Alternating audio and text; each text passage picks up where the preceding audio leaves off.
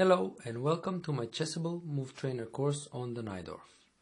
In this video sync update, we will take a look at the English attack, arising after the standard Najdorf moves, knight f6, knight c3, a6, and the move bishop e3. As usual, I will be noting and explaining the problem moves that the students have encountered during their study of this chapter.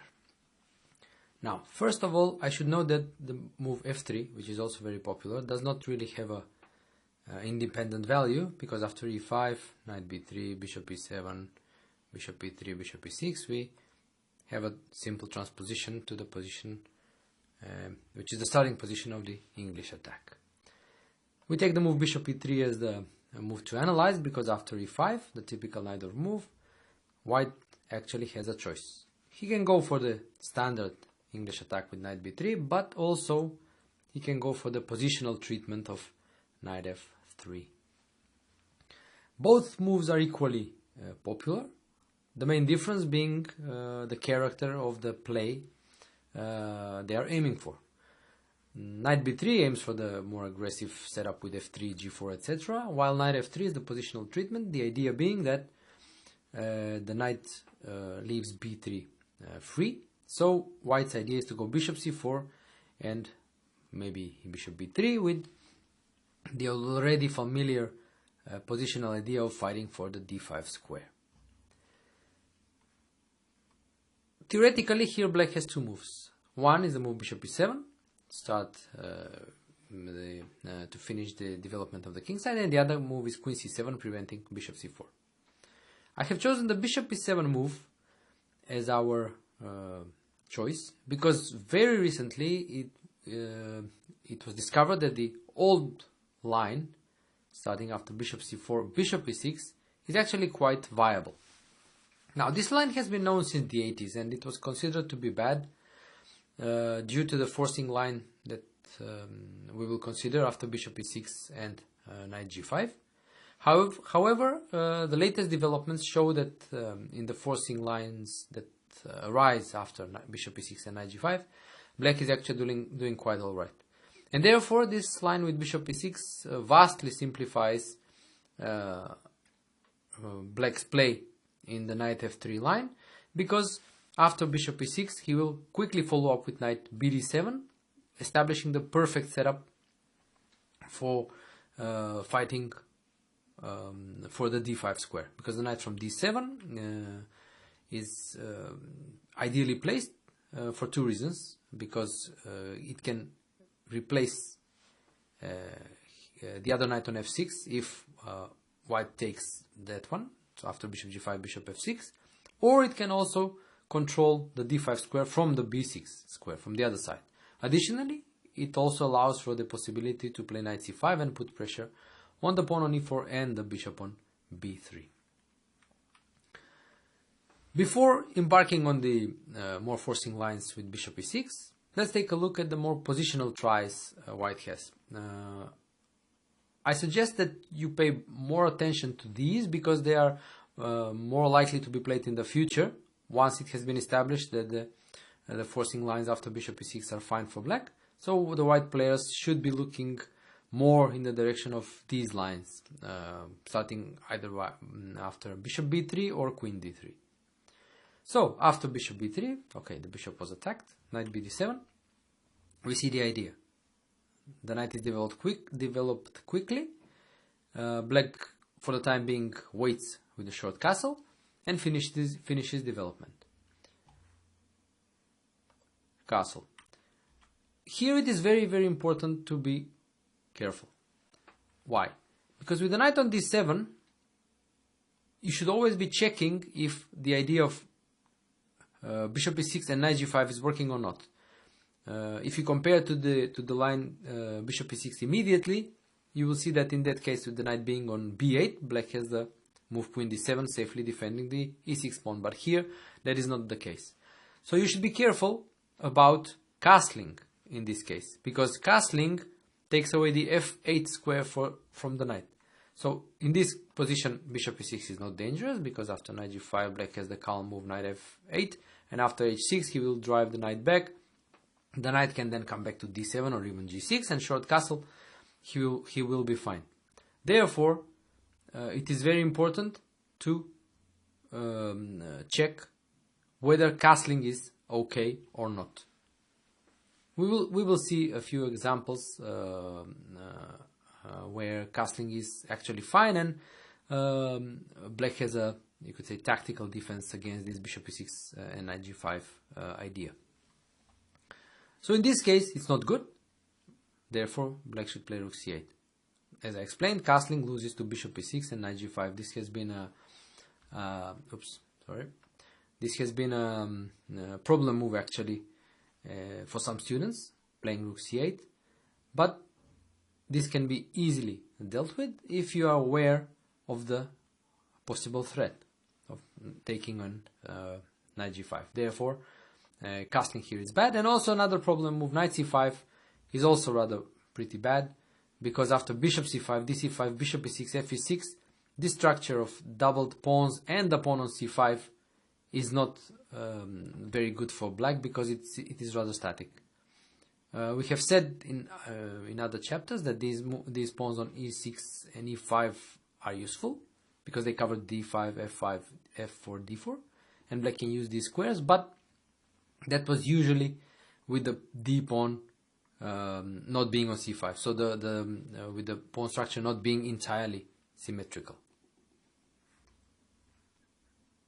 So, having explained these mistakes that students have made in this position, let's continue with the analysis. So, rook c8.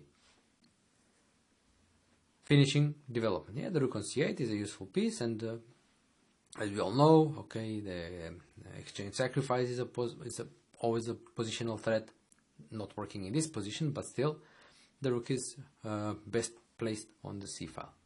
And now knight h4. This is a direct attempt. So white is trying to put the knight on f5 and fight for the light squares. Knight c5. Now black is using the fact that after bishop c5 he can take with the rook, so he will avoid the unfavorable structure after dc5, and also attacks the pawn on e4 and the bishop on b3. So white is forced to continue in a more direct and concrete way by following his plan of knight f5. Obviously this knight is very annoying, it has to be eliminated, and after ef5 and the elimination of the bishop on e6, the bishop on b3 is very strong, hence black should take it immediately. Again, you can see this thread in many lines of the Najdorf. It's all about the d5 square and control of the light square. So by taking the bishop, black is indirectly fighting for the d5 square. And after ab, queen d7. A very concrete move, hitting f5. Students have tried moves like short castle or queen c7, but they are less concrete. And they give white an opportunity to perhaps solidify his light square grip in the center. But queen d7 is a move that immediately puts white under pressure. The point being that after queen d3, defending the pawn, black continues with d5. Looks great, obviously, a full center, better pawn structure. Black can easily become better if white is not very precise and very concrete. So bishop g5, again, it's all about d5, so the threat is to take on f6, take on d5. And now e4. Not only winning a tempo and attacking f5, but also positionally desirable by putting the pawns on light squares, which is the color, the different color of the color of his own bishop. So after queen h3, now another precise move is required, and that's the move queen c6. Apparently a problem move, but only if only if failing to understand white's threat here. The threat is again to attack the d5 pawn, so the threat is to take on f6 and play rook d1. So therefore slower moves like short castle, not dealing with that issue, will pose problems with the d5 pawn and also e4 pawn thanks to the pin on the d file. So the threat is bishop f6 and rook d1. Therefore, if you understand this, then it's easy to make the move queen c6, avoiding all these problems and removing the queen from the d file. After rook a d1, again the threat is to take the pawn on d5, rook d8, simply defending the pawn on d5. Obviously black has great play here. He will castle and will have excellent control in the center. So we can conclude that the direct attempt to make use of the f5 square but by knight h4, knight f5 does not really work for white, as black with some precision can obtain very good play. The other attempt here is the move queen d3. Okay, we checked bishop b3 and knight h4, and now queen d3. So the point of queen d3, apart from defending the bishop, is to allow a rook to come to d1, and white is obviously playing for centralization. b5. Now, again a possible problem move, the point being that the automatic queen knight d7 here, which may appear the same as in the previous case, as bishop e6, knight g5 is easily parried by knight f8, here runs into another problem. And the problem is that after knight d7, bishop e6, f e6, white does not play knight g5 but plays queen c4, which makes things a bit awkward. Yeah? And now as knight f8 can be followed by long castle or queen b3, and the pressure on e6 is unpleasant because the queen cannot easily be chased away. Therefore b5, not only attacking the bishop but also taking control of the c4 square and allowing for knight d7, bishop b3. As we mentioned before, this exchange, when the pawn on e6 can be safely defended, is harmless for black. Actually, he should even welcome it, because it solves the problem of the light square weaknesses in the center, and then behind this small center and the pawn on e5, which are all safely guarded, he can continue his development. For example, if white does nothing, then knight bd7 is coming, short castle, knight b6, queen c7, and so on. So white must try something direct now, which is to play a4, attacking the black's queen side, but after b4, of course, it's a logical move to make, chasing away the knight and not allowing for the time being opening of the queen side, knight d2. Okay, castling is fine. Please note that also the pawn on e6 can be defended by queen d7, and also if, for example, white's queen tries to attack from c4 or d5, then the move, c4 or b3, the move d5 is a possibility. And after, let's say, short castle, knight c6, it's a very comfortable position for black. The knight does not go to d7, c6 is also a very comfortable square here, because from there it can go to a5, c4 possibly. The queen can come to c7, d7, the rooks can come to the open files where they are needed, and also don't forget the typical Sicilian push by d5, which is enabled by thanks to the good position of the knights, which defend and control all the central squares. So this line was an illustration to show that the positions after bishop e6, f e6 are quite comfortable for black. It is more testing to go bishop b3 to keep the tension, and now knight bd7. Having taken away the c4 square from the queen, now black plays the preferred move in this position. So, short castle. As we mentioned before, taking on e6 and knight g5 is easily dealt with knight f8, followed by h6. The knight will be pushed back, and then the knight from f8 can come back to d7, or g6, then short castle, and so on. Very comfortable play after f6 as usual. So white castles, and now Okay, before continuing, the direct move knight g5 is not dangerous, because then after taking on b3, ab, short castle is a comfortable position for black, because the knight on g5 is sort of out of play. It needs to waste time to go back to f3, and then queen c7, possibly knight b6, rooks in the center. The point is that the d5 square, even for the time being, is controlled by white by a knight and a queen. Knight d5 is never really an option, because after knight d5, queen d5, the other knight will join the fight via f6. And then the queen will be chased away, and black will have a good control over the d5 square, while at the same time putting the rooks in the center. He will exert the traditional pressure along the c file, possibly even threatening d5. Therefore castle, and now queen c7. Again, don't fall for the trick, not really a trick, for the blunder short castle, because bishop e6 and knight g5 is a problem here. Therefore, continuing development, queen c7. Apart from continuing development, also the queen on c7 exerts more pressure on the c4 square, therefore allowing maybe for knight b6, knight c4, or bishop c4 immediately.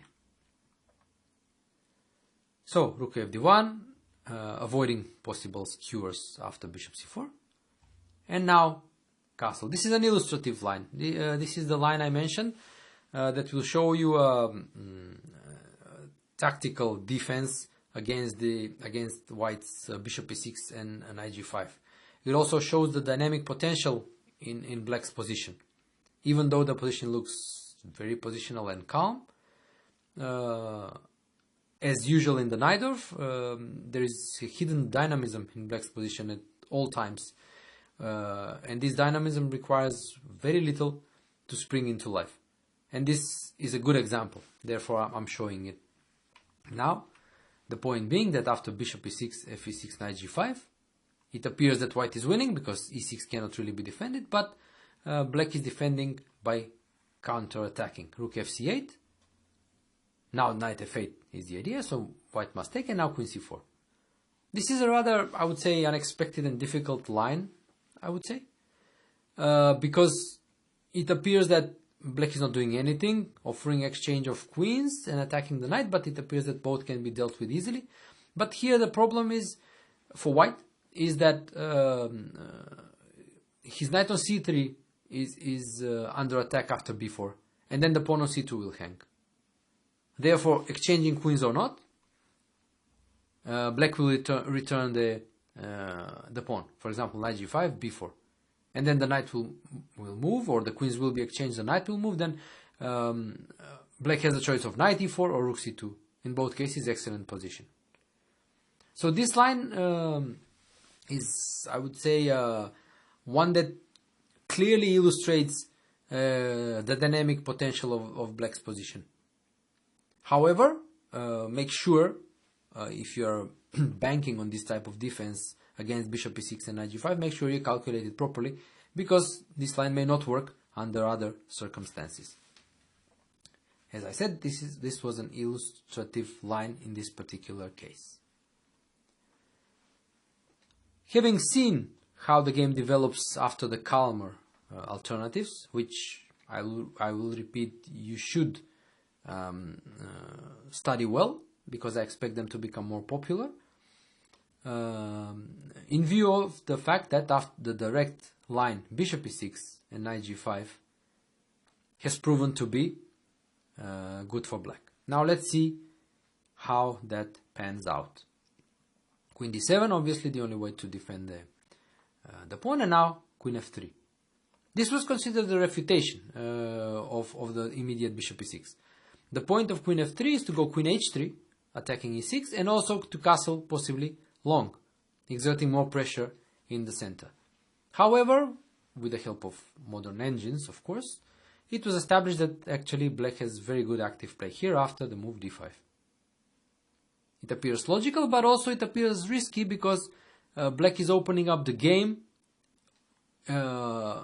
at a point when he hasn't finished his development by casting and developing the knight from b8, while white is fully developed and only needs to castle. And even d5 in a way opens the d file, and putting a rook on d8, d1 appears very dangerous. However, like I said, concrete analysis shows that black is perfectly okay here. Two options for white: either to castle immediately or to take on d5 and castle then. The difference is that taking first on d5 and castling liberates the e4 square for the knight. So let's take a look. ed, long castle.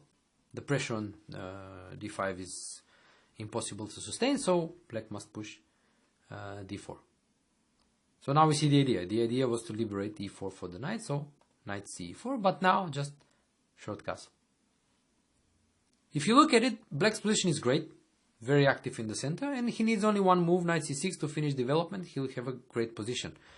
Even more so, white's pieces may start becoming awkwardly placed because they will start being pushed back. The bishop on 3 doesn't really have good squares. The knight on g5 is sort of out of squares unless white takes on f6, and then the other knight comes back to e4. So, bishop d2. Getting the bishop out of harm's way immediately and possibly liberating the third rank for the queen, threatening queen b3 check. Yeah, so knight e4, attacking the queen. Yeah, queen b3 check, king h8, knight e4, and knight c6. And black finished development with apparently a great position. Yeah, the knight is good on e4, but the bishop on d2 less so. Black's central pawns e5, d4 give him space advantage, and he can also use the c file to create threats against white's king, also by possibly advancing the queenside pawns. Even visually, black has a great position here. Let's check what happens if white castles long without taking on d5 first. The pawn is hanging obviously, so d4 is again the move to make, and now bishop d4. This looks again scary, but you should be safe with the knowledge that it leads to a good position for black. The alternative is queen h3. Obviously none of these pieces, bishop e3 and knight c3, is hanging because of the pin, and queen h3 follows up on the idea of queen f3 to attack the e6 pawn. Now this, curiously enough, can end up in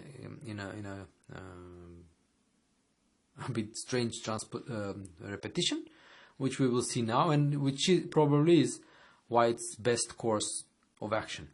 So knight c6, finishing development, and possibly threatening knight d8 to defend the e6 pawn. From simply a strategic aspect, black has a great position because the center is under his control. The e6 pawn controls d5 and f5, and the pawns on e5, d4 give him space advantage in the center. So again, white is under pressure to create something immediately before black consolidates. So he takes on e6, knight e6, and now king f7. The knight is almost trapped. The point here of black's whole idea is that after the exchange of queens, for example, knight g5, king e8, after the exchange of queens, there will be a double attack on the bishop and the knight. Since white cannot allow it, after knight e6, we have a repetition. Knight g5, king e8. As I explained also in the notes, after the exchange, taking with a king is possible, and then black will take the pawn on e4. The point being that when the king moves, white will have to remove both knight c3 and bishop on d2, and after h6, the knight will have to move and the pawn on e4 will fall. Again, with excellent play for black in the endgame. Therefore, white is best advice to go back to e6 and just force a repetition. Admittedly, this is a bit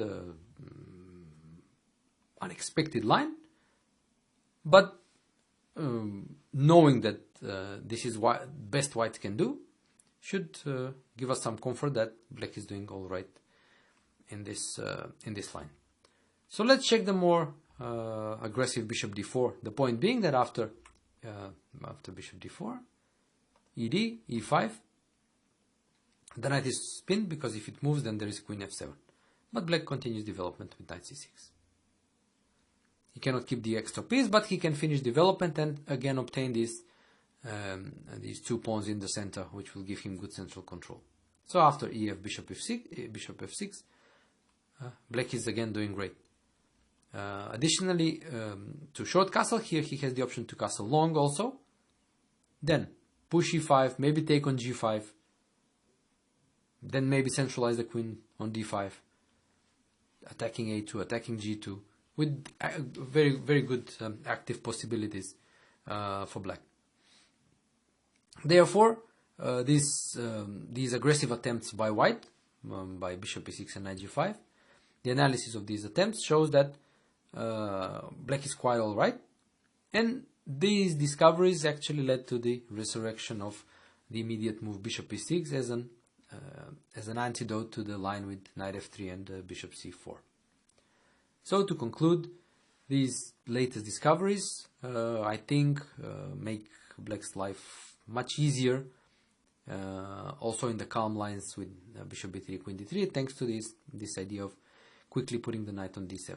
But to stress again, be very, very careful not to blunder into bishop e6 and knight g5 if you castle too early. Let's now switch our attention to the proper English attack. Actually, this is the English attack. Knight f3 move does not really classify as an English attack. So knight b3. Shortly to summarize, the idea of white is usually to play f3, queen d2, long castle, and then start pushing on the king side by g4, g5, and so on, and also at the same time fighting for the d5 square. So even though the English attack is aggressive in its essence, it is also positionally well based, because white is also fighting for the d5 square. As I said, the d5 square is of vital importance in the Najdorf, and we will see also here in the analysis of the English attack that control of it is very, very important. Now, a very important thing about the move orders. It is vitally important to start with the move bishop e7. Now, why is that? The reason is that the most, you could say, played move bishop e6 allows certain lines with an early f4. Objectively speaking, black is doing all right in the Najdorf everywhere, but from a practical perspective, it's better to cut down on white's options. It also helps us to successfully and better memorize our own theory. So bishop e7. It also, apart from eliminating the lines with f4, it also, which make no sense with the bishop on c8 because there is no threat of f5, and also f4 weakens e4, so then black will switch to b5, bishop b7, hitting e4. It also effectively deals with the relatively new plan of h3, g4. So the plan of h3 and g4 is quite valid one after bishop e6, but with the bishop on e7, the plan is much less efficient.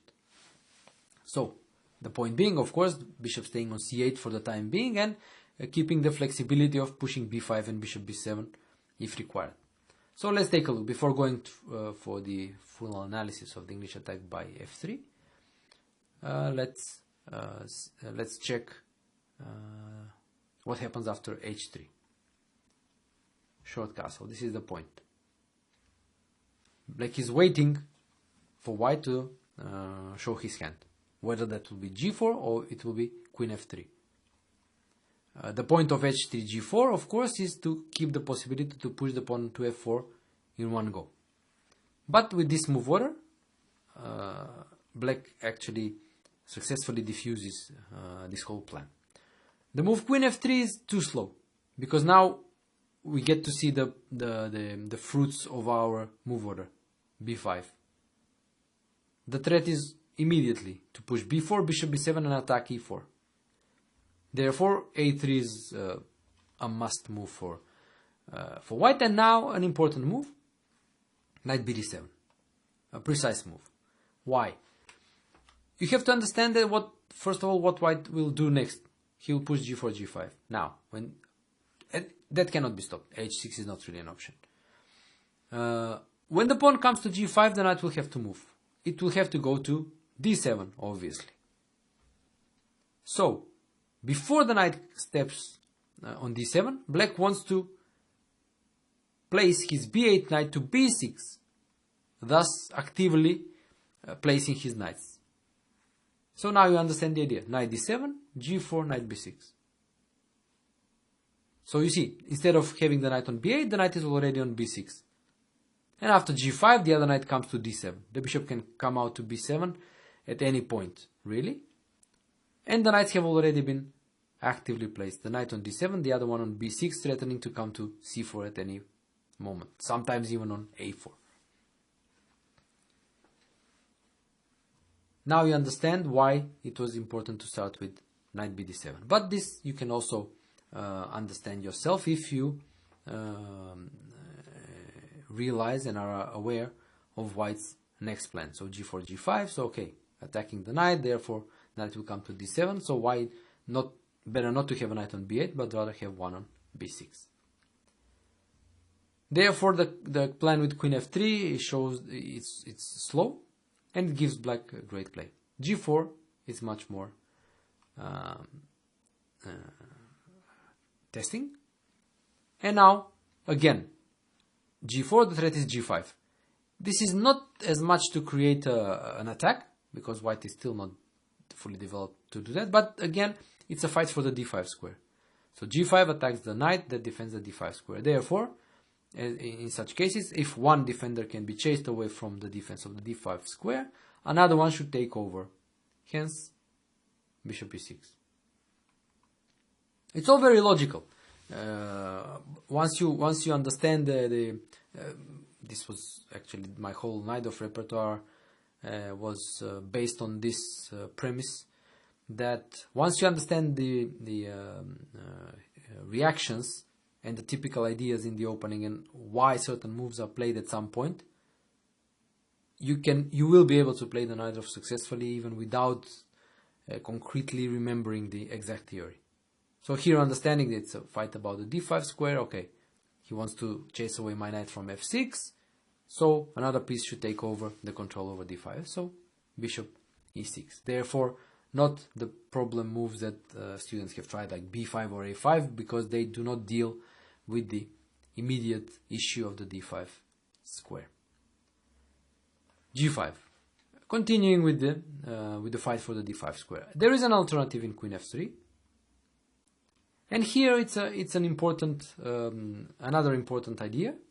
Okay, it's probably the only line in the whole our Najdorf repertoire that we see it, but still it's an important one for the whole Najdorf, better understanding of the whole Najdorf, and it is the move a5. I remember that somewhere in the late 90s, this caused a sort of a small revolution in the understanding of the Najdorf, because you play a6 to cover b5, and some moves later you push a5.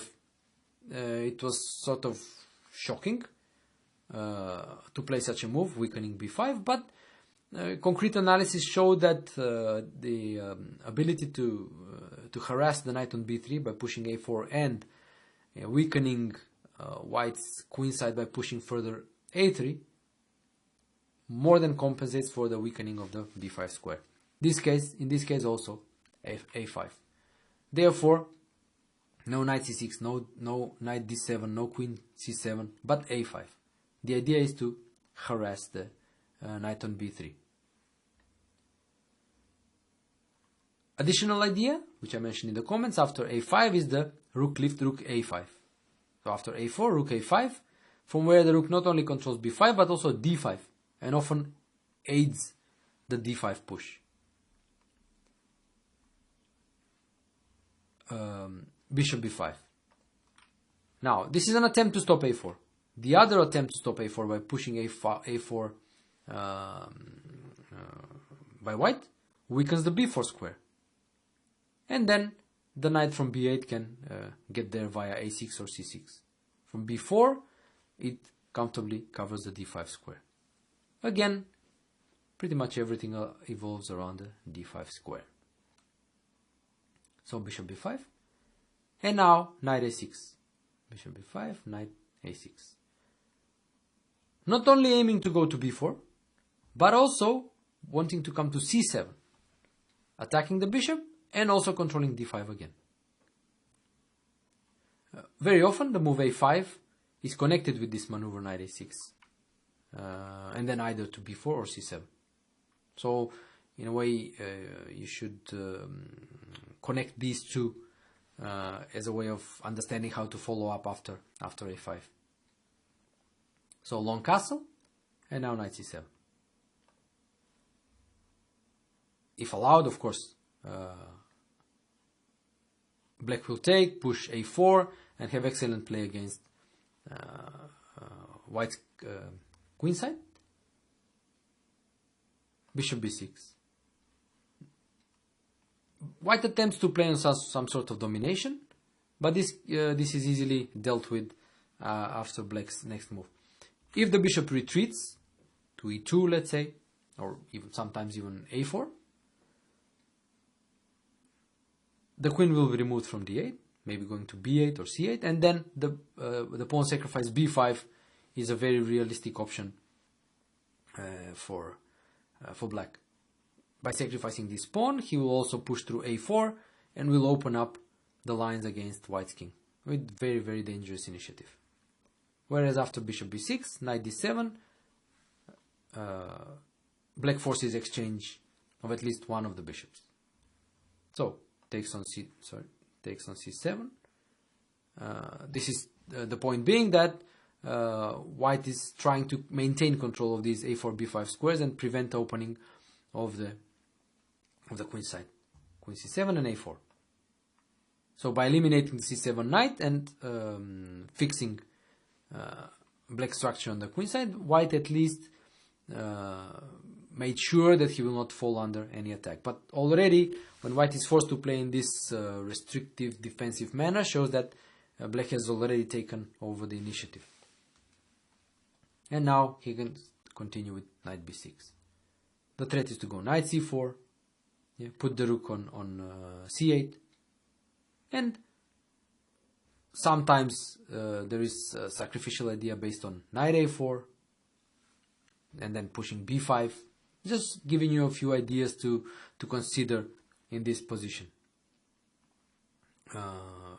Also note that the play has basically completely switched to the queen side with all white's pieces there, which automatically means that he has no chances of any attack on the king side. And this, the queen side being the usual part of the board where black is playing, this means that he has already excellent play. So, to conclude, queen f3 after a5 gives black great play. So let's go back to g5. Knight fd7, the only move, going to e8 doesn't really make much sense. h4, the pawn on g5 was hanging, and now again the move we mentioned before, a5. The point is to harass the knight on b3.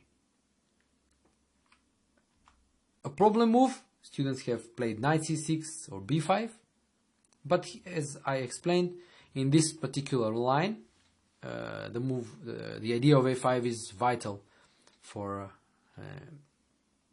black's counterplay. So make sure you remember it. So a5, a3.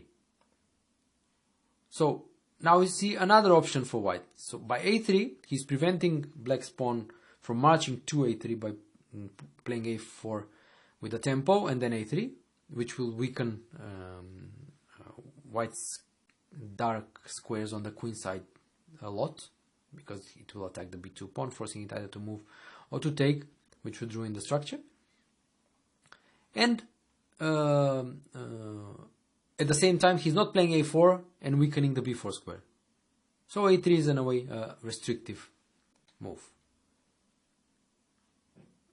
Having understood this, that white will not play a4, and meaning that black can play a4 at any moment, black takes the time to finish development by knight c6. a4 is possible at any moment, so better not to rush with it, and wait for the appropriate moment. By putting the knight on c6, black is also increasing the control of the d4 square. This is important, as after a4, the knight will most likely go to d2, and then the knight from c6 can jump to d4. An additional idea, after a4 is when the knight moves, the knight from d7 can come to c5 to put more pressure on the e4 pawn. So knight d5.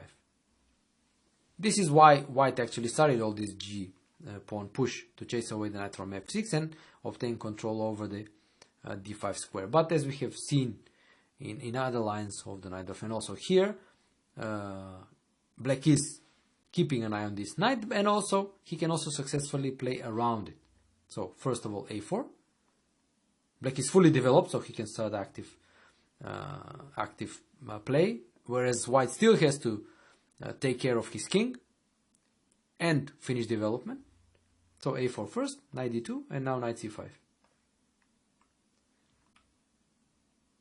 Another idea, as we saw, the knight coming to c5 and threatening, or at least keeping an eye on the e4 pawn. It may be tempting here to take on d5.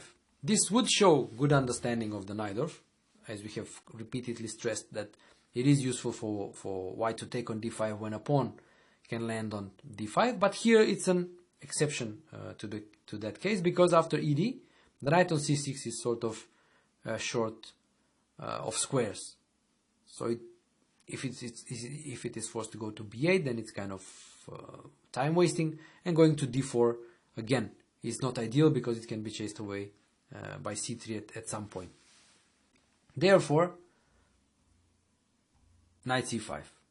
Another problem move in this position is that some students have played the move rook b8, and this is a slight confusion because rook b8 is played on the next move. Now, let's explain what's going on and why rook b8 is not good now, whereas it is good on the next move. In fact, the move knight c5 is a preparation for rook b8. Why? Because playing rook b8 immediately would allow white the nice regrouping move knight b1. And then the knight from b1 comes to c3, connects the knight on d5, and all of a sudden, from a slightly awkward position, white will obtain very, very harmonious position based on this strong control over d5. So the knight 1 c3, the bishop may come to c4, and white will have absolute control over the d5 square. So, what is the point then? The point is that after knight c5, the move prevents the regrouping move maneuver knight b1 by attacking that pawn on e4. So once you understand these hidden forces at play, you could say, yeah, under the surface, you can come up with these moves and they will appear logical. So, knight c5. Since the maneuver knight b1 is not possible, because the pawn on e4 needs defense, bishop c4 is a natural move to lend further support and control further the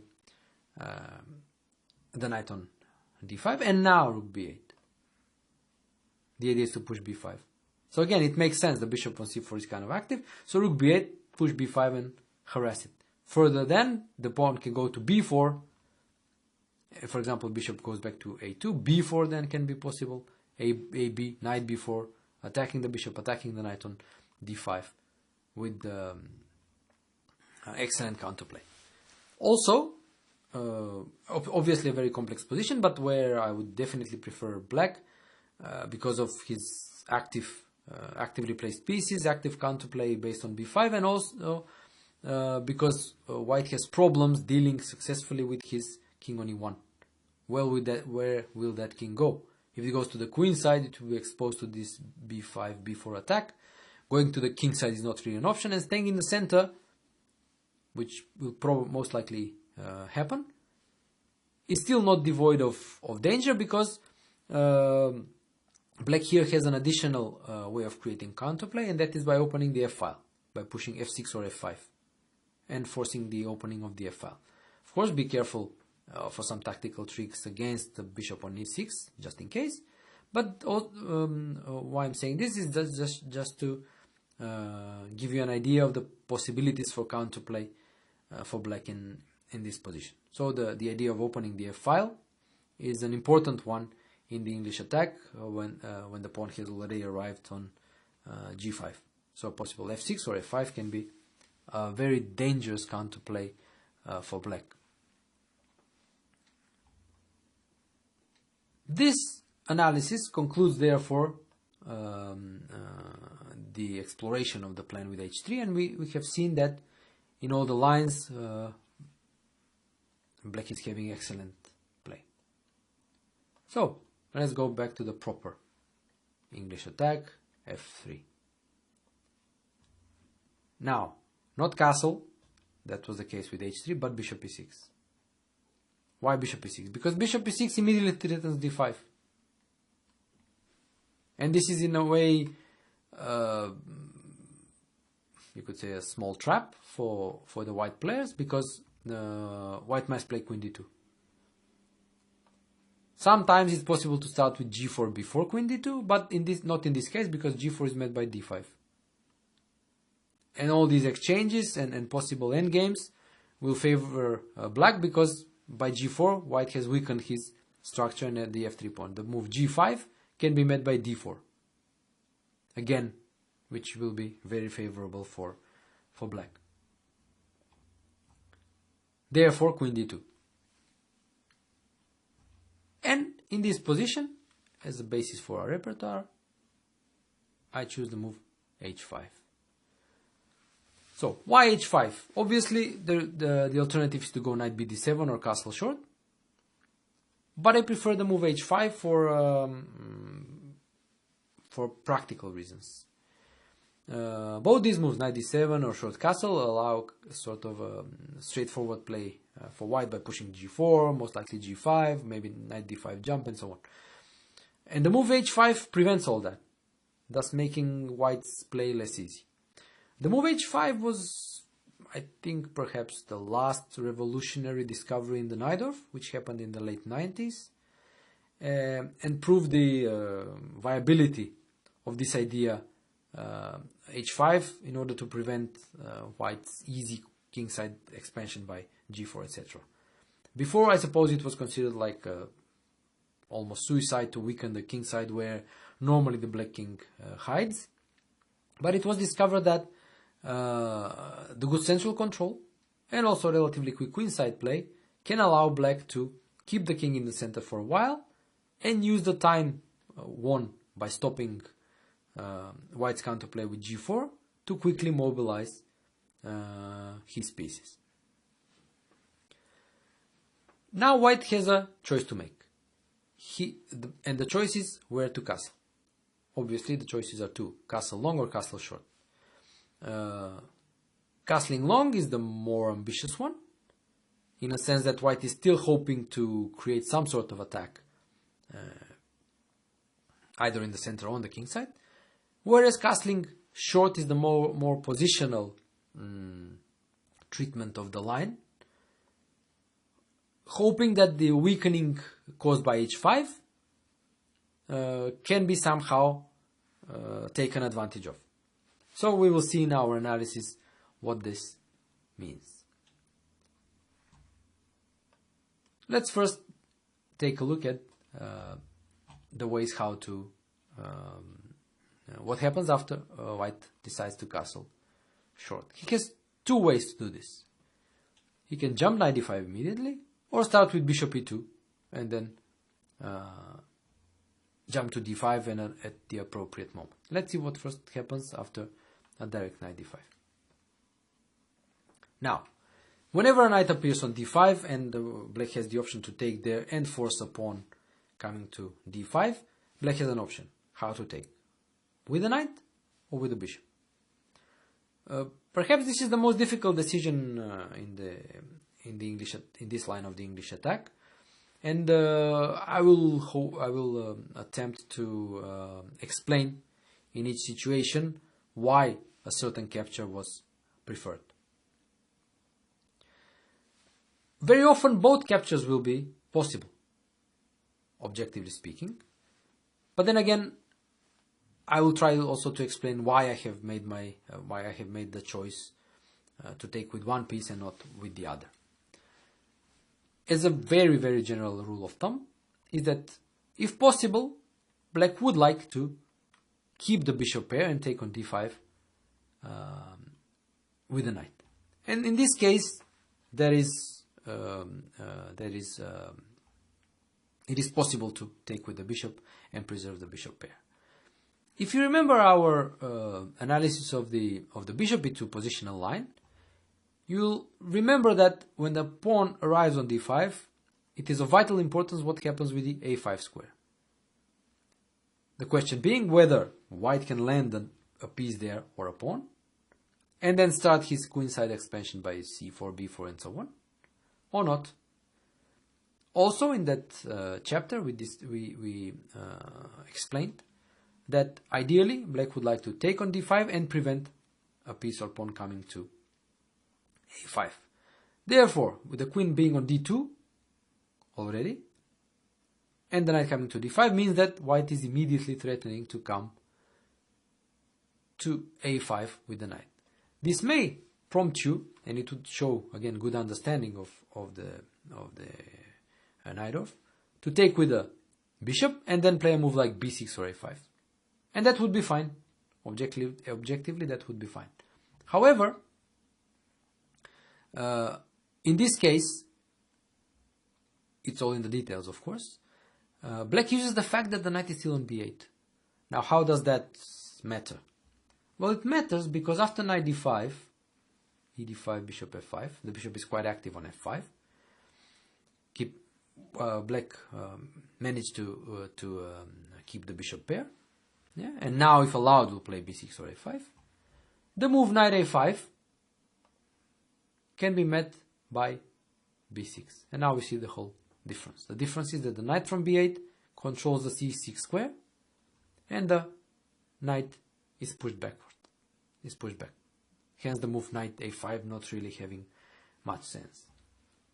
And after knight c4, knight c4, knight d7, black is doing all right. Actually doing great.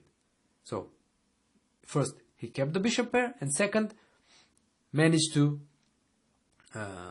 favorably play the move b6, and later we'll follow up probably by a5, and secure his queenside. So this is a good small detail that you should be aware of, that the move knight d5 can be met by knight d5 keeping the bishop pair only thanks to the fact that the knight is still on b8, controlling the c6 square, so that after knight a5 the move b6 can still be played without allowing an intrusion of knight c6. So, bishop e2. This is more, it's a developing move obviously, and one that is, let's say, keeping white's options open. Black's next move is obvious, knight d7, finishing development, and now black is ready to play b5, knight b6, and so on. So white is more or less forced to go knight e5. Again, how to take? Objectively, again, both should be possible. Having just analyzed the previous option, now you realize that the knight with the knight already on d7, knight a5 really is a threat because b6 is no longer possible because of knight c6. So therefore you would again show understanding if you take on a d5 with the bishop. However, I would again like to show a pretty neat, I would say, strategic idea by black by showing the line with knight d5.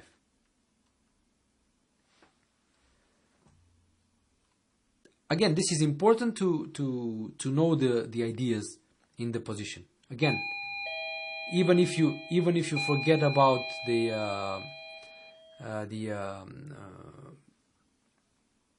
this idea and you take with the bishop and play b6, you would not be worse. But again, it's ideal if you remember all these ideas in the position. So knight d5, e d5, bishop f5, knight a5, and queen c8. So what do we have here? The knight landed on a5, b6 is not possible, so black is forced to defend the pawn on b7 by queen c8. So bear in mind, this is not only a defense of the pawn on b7, apart from attacking c2, okay, which does not really hang. The point of queen c8 is actually seen a few moves later. After the natural moves, castle, castle. Black's idea is to go bishop d8. So by playing bishop d8, he will attack this knight on a5.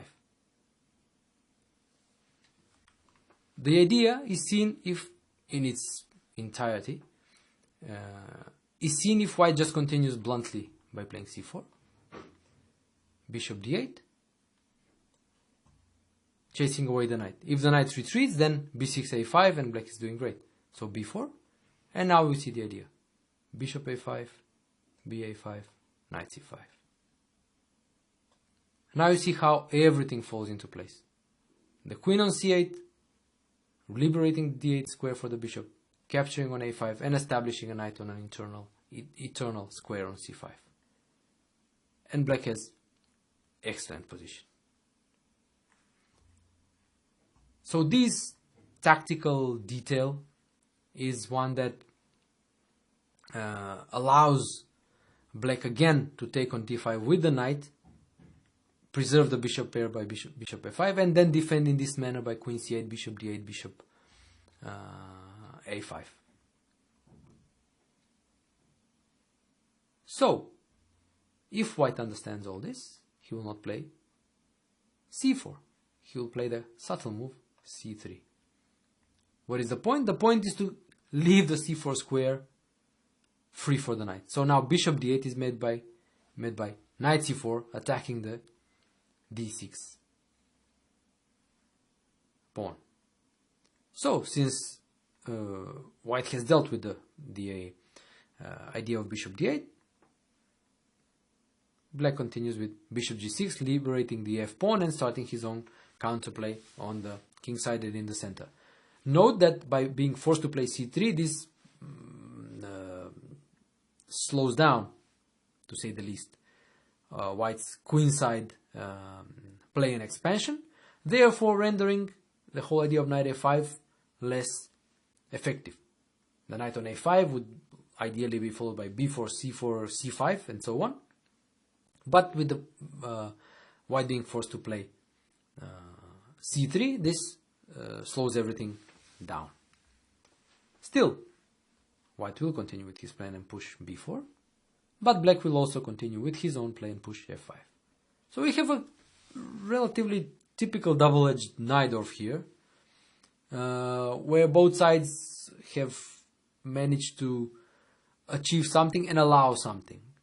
So black allowed a knight coming on a5, but at the same time prevented or slowed down white's queenside expansion. At the same time, he also managed to start advancing on the in the center and on the king side himself. Now his active possibilities are to push f4, play knight f6, push e4, and simply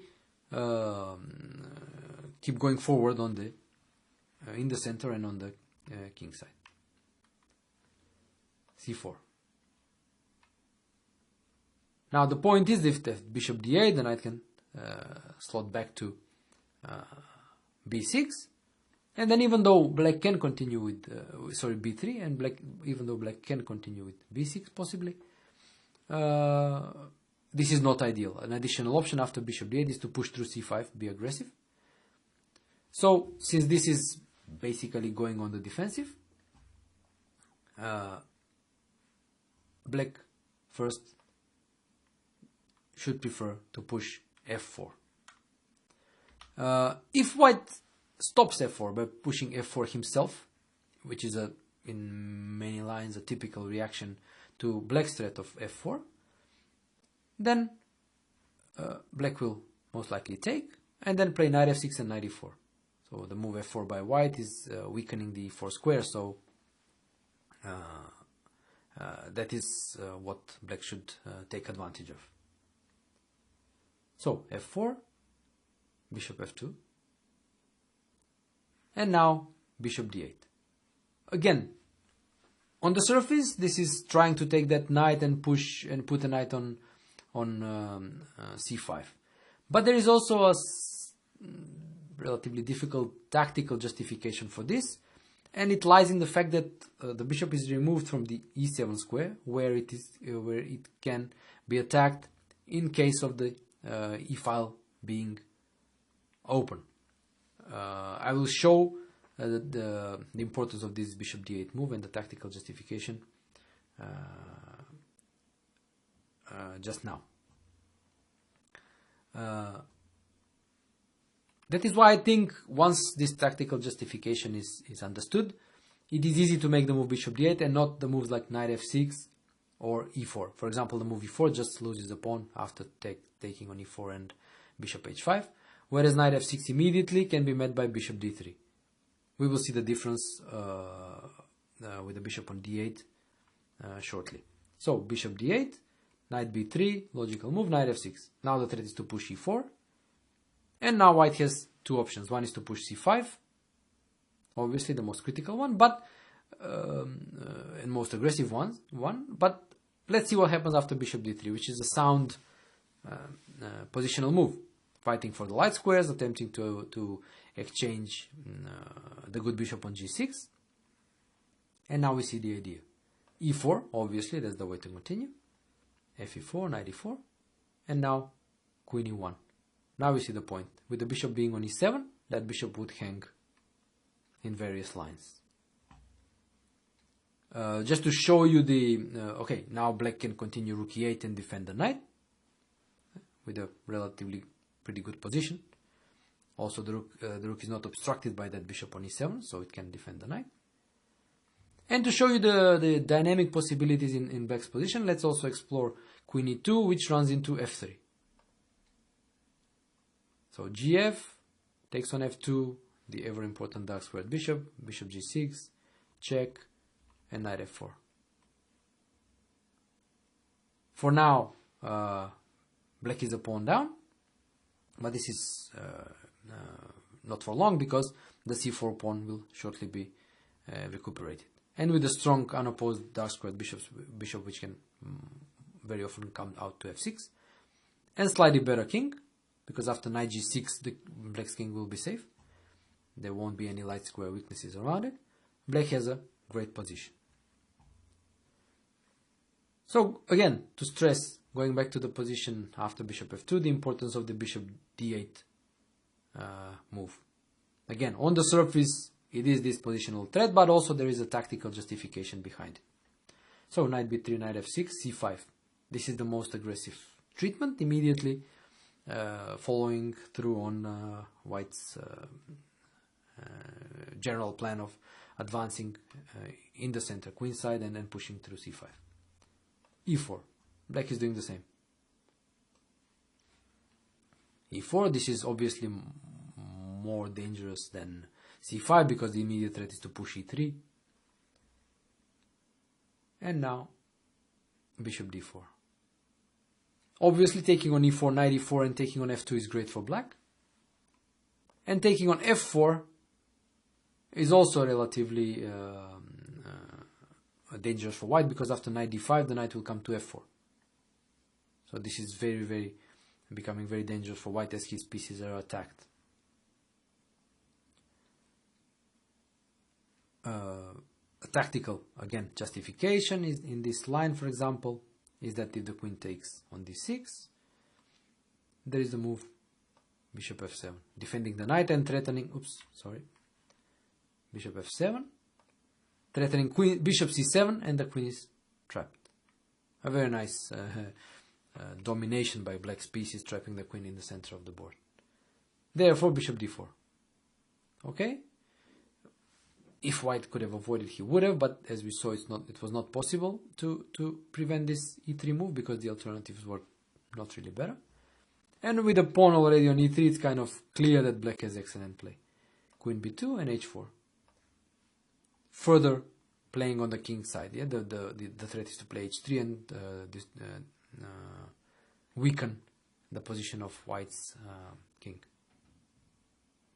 So cd, at least taking a pawn, opening the c file, and now a very important move, b6. Very often it's difficult to play moves like b6, which at first sight appear to do nothing for the whole dynamic activity that is happening elsewhere. But the move is very important because it prevents the maneuver knight c5 and then the knight coming to e6. Therefore, some students have been tempted by playing queen f5 immediately, hitting d5 and getting the queen closer to the king side, etc. But that allows knight c5. Knight c5, and then the knight is very active on c5, threatening maybe knight e6 and so on. Therefore, b6 is the very important move. This renders the knight on b3 rather useless and left without squares. The c pawns, the double d pawns are not going anywhere, and queen f5 will come on the next move. So, for example, rook c1, queen f5. Apart from the threat always to take on d5, black has ideas like h3, queen g5, knight h5, maybe knight g3, and so on. Bishop f7, bishop d5. So very, very active play and very, very good position for black. So we saw how in both these lines, after knight d5 and bishop e2, black has excellent play on the mostly on the king side and in the center, because the positions that arise are ones where white's pawn arrives on d5. What is important to remember as a general, you could say, rule of thumb is that in both cases, after bishop e2 and after knight d5 immediately, black is taking with the knight on d5. If you only remember that, then at least you should be able to figure out why once you have developed a good understanding of the knight of positions. So let's check the most aggressive approach, long castle. Long castle, and now knight bd7. Finishing development. Once this has been done, the threat is to the follow-up is to go b5 and then queen c7, knight b6, and start creating play on the queen side. Obviously, white has many choices of moves here, even though his strategic plans and ideas are somewhat limited. So let's talk about these first. Pushing g4 is almost impossible in these positions, because a move like h3 still doesn't threaten g4, because after hg the rook on h1 would hang. Also h3 can be met by h4, so g4 is not really an option. Therefore, white is concentrating on pushing f4. That can be done either immediately or by a support after g3. A second active idea for white is jumping to d5.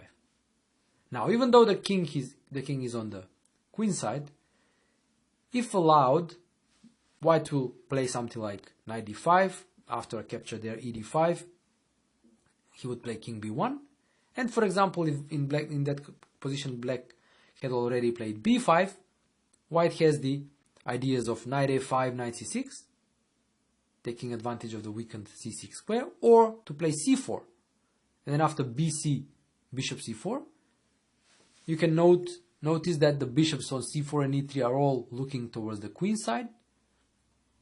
The rook can come to c1 to use the c file, and the c6 square is like a gaping hole for the knight, knight a5, knight c6. So in a surprising, perhaps, twist, white also has these ideas of playing on the queen side himself.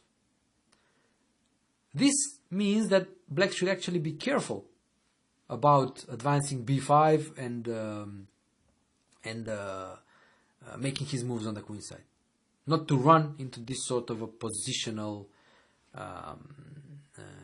danger of white's plan that I just described after ed5 and c4. And then the knight coming to c6 and so on and so on.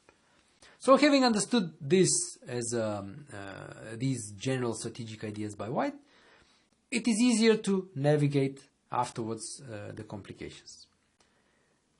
So, king b1. This is a generally very useful move. We also said that it is also useful, apart from removing the king from the c1 h6 diagonal, just in case. It also, in the future, liberates maybe c1 for the rook if these plans come to fruition later on.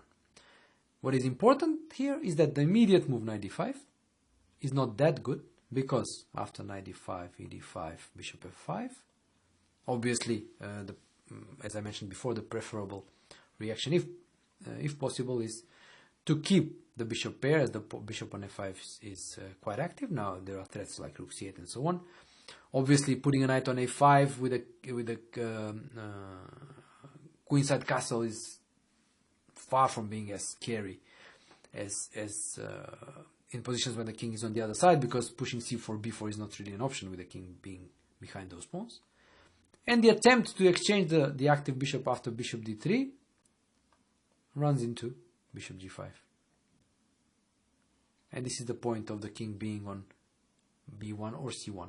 With the king being on b1, white would play bishop f2, keeping the dark squared bishops, because he's the better one, you could say.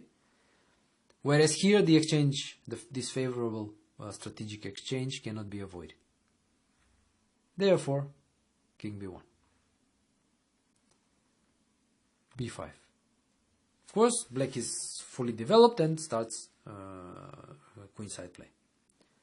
Now, again, as a very general rule of thumb, but one more or less confirmed by the most of the analysis that follows, is that even though b5 moves the pawn in front of the knight in case of knight b6, before playing knight b6, black will, in the majority of cases, play queen c7 first. So again, as a general rule of thumb, remember that knight b6 does not follow immediately after b5, but rather after queen c7. The reason for this is that after the immediate knight b6, white has the rather annoying move queen f2. Not only attacking the knight on b6, but also opening the d file and allowing for the positional threat of knight c5, using the pin on the queen, and the natural move knight fd7, defending the knight and covering the d file, can be met by the move f4. Since there is no pressure on e4, f4 is rather unpleasant, because the threat of f5 can be unpleasant for black. And this would be ideal for white, because he, in that case, he would manage the f4 push with minimal preparation. So, and in ideal conditions. So, no preparation by h3, no preparation by g3. Therefore, this is the reason, in the vast majority of cases, why black plays queen c7 first and only then knight b6. So, with this explanation out of the way, let's now see more concretely how things develop. Obviously, there are many moves in this position for white. He can choose from various sensible moves here. I have taken the move h3 as one that is most played. It is not so much to prepare g4, because that's too time consuming. Even if he follows up with rook g1, then h4 will happen by black, and g4 will never happen, because then black will just take en passant. But the move is more like a preparation for f4, because it covers the g4 square, so prevents knight g4 ideas. Let's take a look at the alternatives. g3. What about g3 immediately? So, as a preparation for f4. The idea is that after f4, if black captures, then also gf would be a possibility, forming this very strong duo in the center. And now, this line is different than most of the others, in a sense that the best move here for black is short castle. Now, why short castle? Well, black is anticipating f4, and a move like queen c7, rook c8 would be fine, but short castle is more flexible.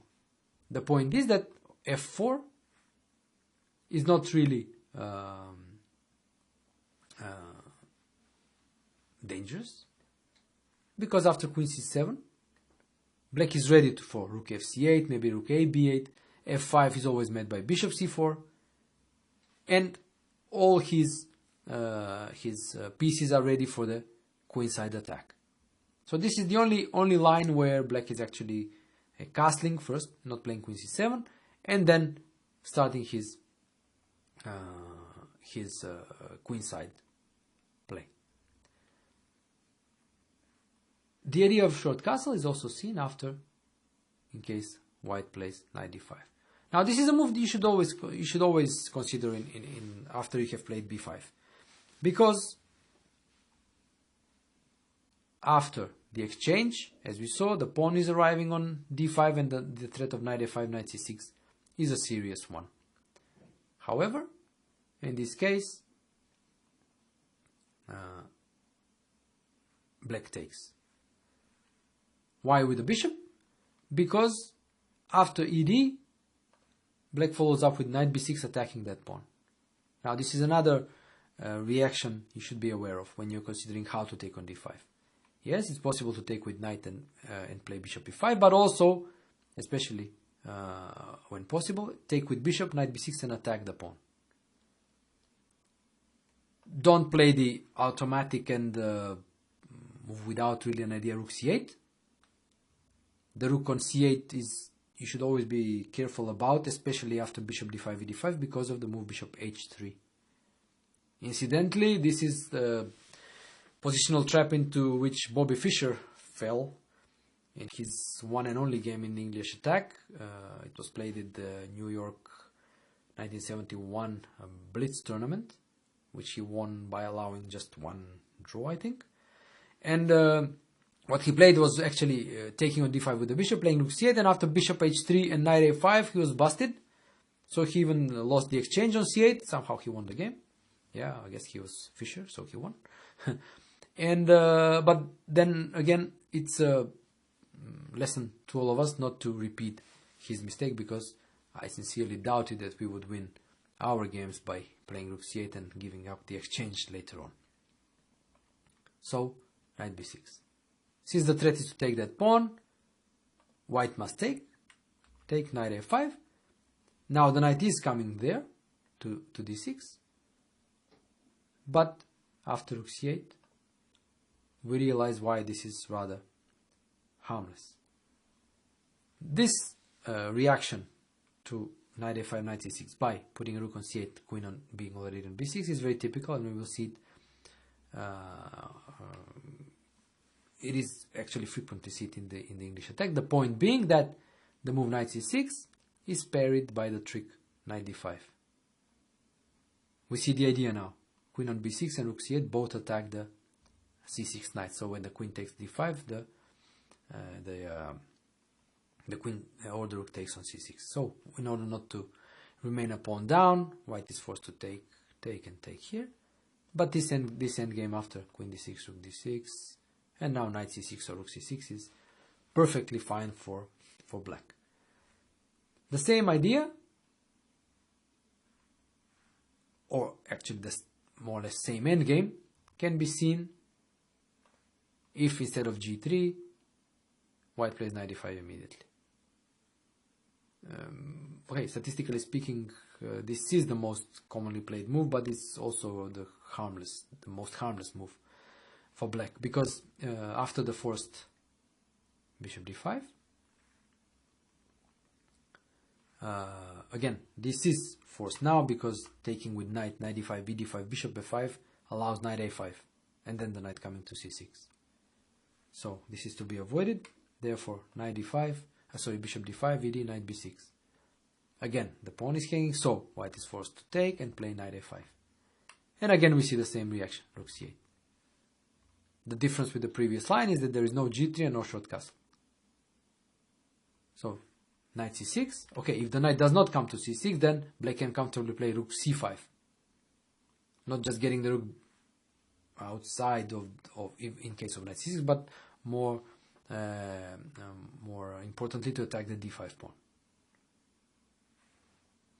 So, knight c6 and knight d5. We see this trick, typical trick.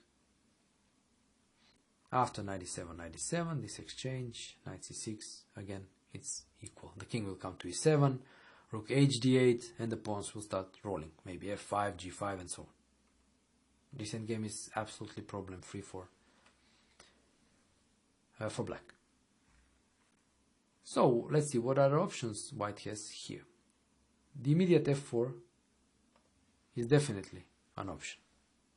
So, understanding that the plans with g4 don't work, f4 is an option. However, the move f4 weakens e4 and g4, so white should be a bit careful about that. If you remember my rule of thumb, the move to play here is queen c7. Now,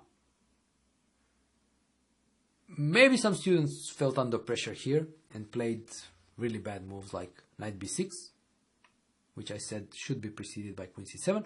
In this case, it actually loses, because after f, e, d, e, rook d8, queen d8, bishop d8, defending knight on b6, rook d8, and bishop b6, white ends up with two pieces for the rook. And also, a relatively bad move is b4, which tries to take advantage of the weakening of the e4 pawn, but that runs into another trouble, because after knight d5, knight e4, queen b4, the material is still equal, and this tension now in the center favors white, because the position is kind of being opened, the knight on e4 is hanging, the bishop on e7 is hanging, then d6 is hanging, so there are all sorts of problems that black is facing in this sudden opening of the position. So neither knight b6 nor b4 are the moves to play in this position. The move to play is the calm queen c7. Now, f5 is almost always harmless. f5, bishop c4. And then with no tension in the center, black will just continue. Knight b6, then maybe take on c4, put the knight on c4, maybe play knight f4, maybe prepare the a5 push, maybe push b4. Very rich play on the queen side. So, again, the move to be concerned, or the move that must be checked, is the move knight d5. So, all these tactical moves and concrete moves are the first ones that need to be checked in any position. So, knight d5 attacks the queen and forces exchanges. So, bishop d5.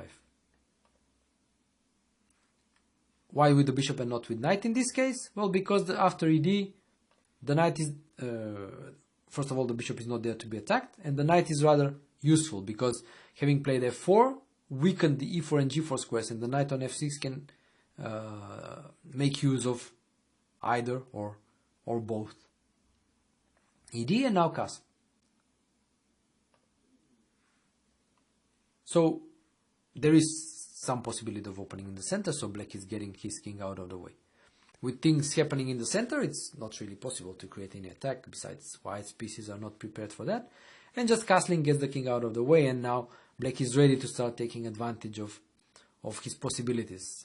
And these include knight e4, knight g4, opening of the e file, taking on f4, liberating e5, d5 square for a piece, pushing e4, and creating a passed pawn. All these are possibilities for black. Obviously, with f4 being played, the play shifted to the center rather than the queen side.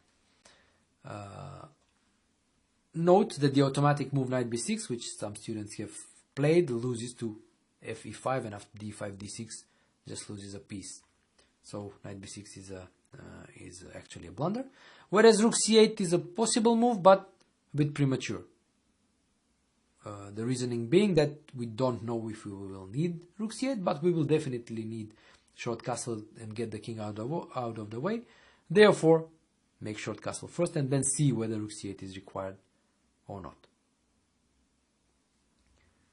So g3.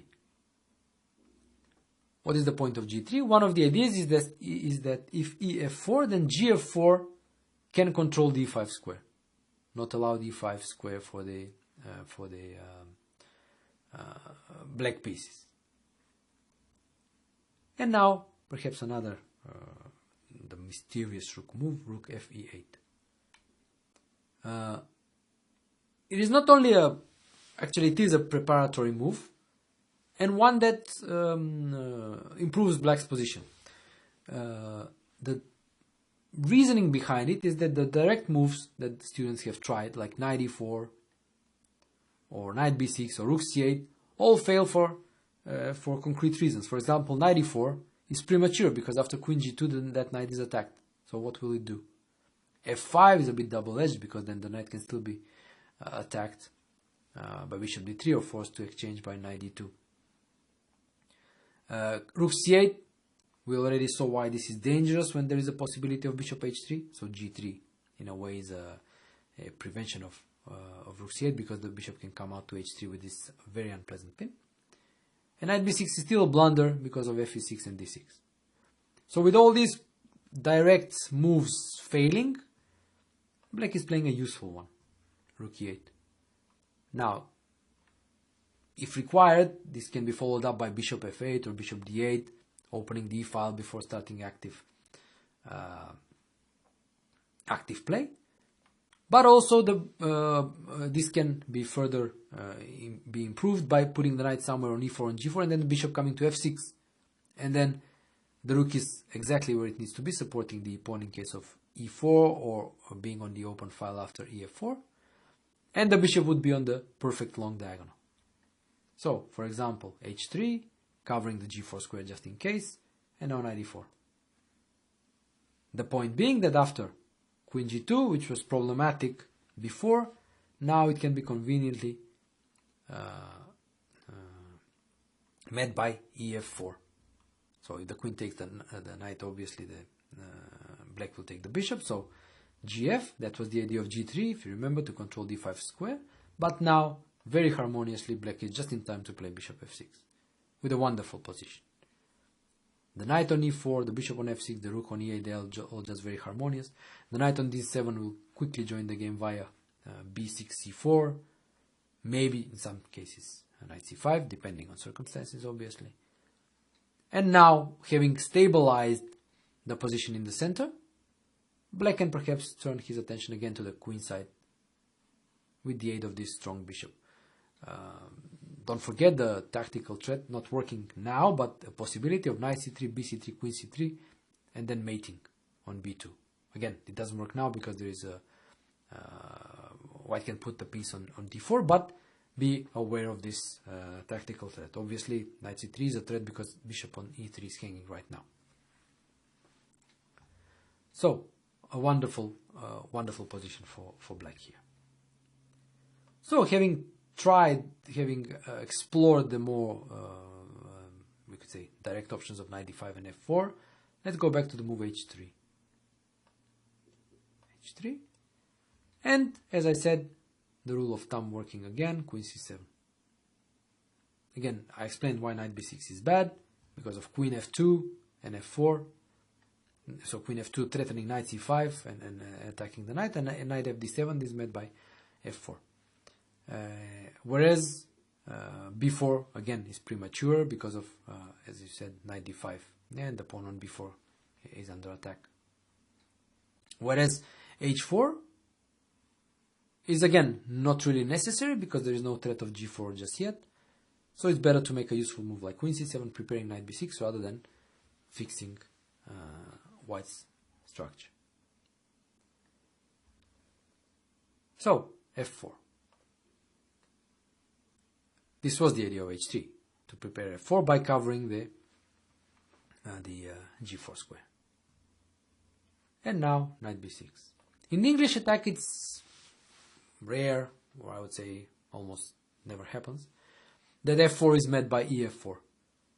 Because even though, you remember we spoke about the structures pawn on e4 versus a pawn on d6, even though they are generally comfortable for black, when white has castled queenside, they can be dangerous for black because putting a knight on e5 and controlling, being stable in the center may not be sufficient, because the maneuver knight d4, knight f5 can be a good start for a kingside attack. The white's king being on the queen side may allow for some pawn pushing on the king side, and also the h5 being played further weakens black's king side. So that is the reason why f4 black doesn't really react to f4 and actually prepares for a possible f5 by removing the knight from d7, controlling c4 further. So queen f2. Let's continue. Yeah, queen f2, hitting the knight. The knight, before continuing, just let me note that the knight on b6 not only can come to c4, but it can also come to a4. And we will see this idea cropping up in certain lines. So knight b6 and queen f2. Now f5, as we have seen in the previous lines, is rather harmless. Apart from putting the bishop on c4, which would be the automatic reaction, here black has the additional option, and the preferable one in this case, which is bishop d7. Now this is only possible because black sufficiently controls the d5 square. So the two knights control it, and if one knight is eliminated, then the other knight controls it. And on the next move, the bishop will come to c6 if required. So it's a very nice rerouting of the bishop, bishop d7, bishop c6, hitting the weakened pawn on e4. The pawn has been weakened by the fact that the f3 pawn moved. So bishop c6 will attack the e4 pawn. And additionally, for example, after queen f2, rook b8, another preparatory move. Students have tried to jump to c4, a4 immediately, but it's a bit premature. Prepare first, rook b8, queen f2, rook b8, and then jump to a4, c4 wherever required, because the rook is exactly where it should be in case of an opening of the b file after taking there, bc or ba. The rook is exactly where it needs to be. So queen f3. So the idea of queen f2 was to win a tempo, and queen f3 now threatening g4 because the rook on h1 is defended, and only now is the time to play h4. Yeah. h4, and now again g4 will always be taken en passant, and the g7 pawn can easily be defended by bishop f8 or even in some cases rook h7. And again, black is fully prepared for his queenside play, knight c4 or knight a4 or maybe even b4.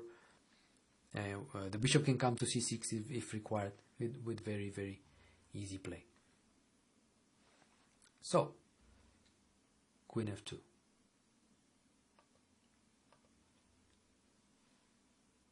Immediately without playing f5, and now knight a4.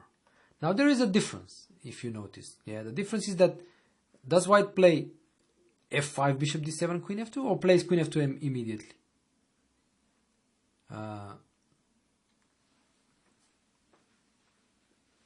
I explained this in the notes of the previous line.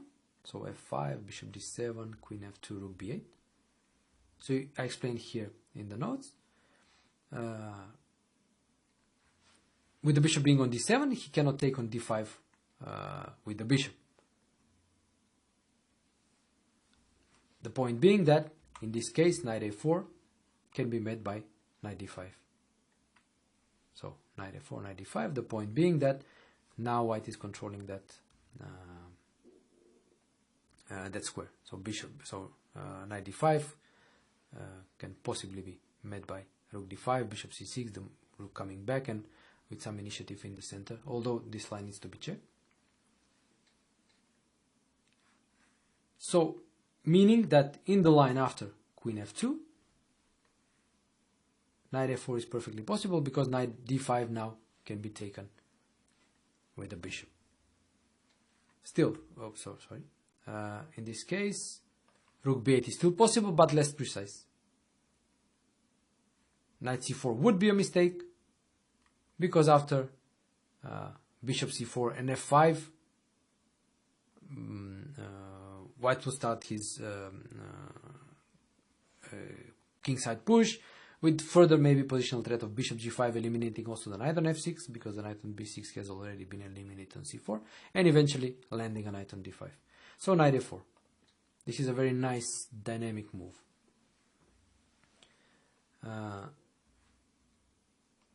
Additional idea here is that the rook in this line does not go to b8 as in the previous one, but rather on c8, where it will be more active hitting c2. So knight d5, and now we see the difference, bishop d5. As in the previous line we looked at with f4, with e4 in this, okay, g4 has been defended, but e4 not. Black prefers to take with the bishop and keep the knight on f6 alive for possible knight e4 ideas. So ed, and now rook c8.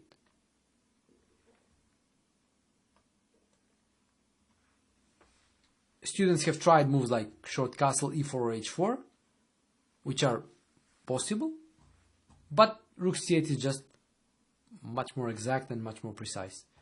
The immediate problem is the c2 pawn. So now knight e4 is threatened and the queen is short of squares because queen e2 is met by knight g3, winning the exchange. So white must take control of e4, bishop d3. Or, okay, as I write in the notes, knight e4, queen e2, knight c3 wins the queen. An additional threat. So, in any case, white must take control over e4, so bishop d3. And now e4, winning a tempo against the bishop. So now you see also why rook c8 was more precise. Instead of playing e4, you can play e4 to win a tempo against the bishop. After bishop f1, now h4. And this fixes white's structure. And makes sure that black's structure is the superior one. h4 not only fixes g3, but also liberates h5 for the knight. So the possible plan of knight h5, knight g3, maybe even knight f5 later on, the bishop can come to f6. It just show wonderful coordination of black's pieces. Note that the problem white is facing with the pressure on c2. He cannot put the bishop on e2 for that reason, because the queen is required to defend c2.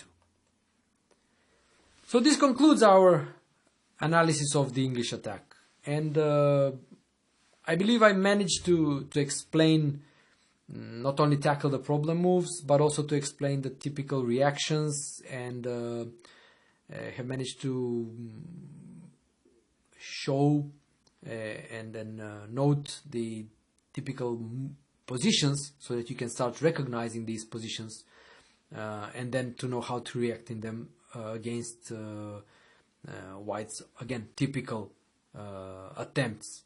These mostly consider the knight jumping to d5, a possible exchange there on d5 by which piece, how to follow up when a pawn lands on d5, and so on. Actually, I was quite happy with this analysis of the h5 line in the English attack, because also to my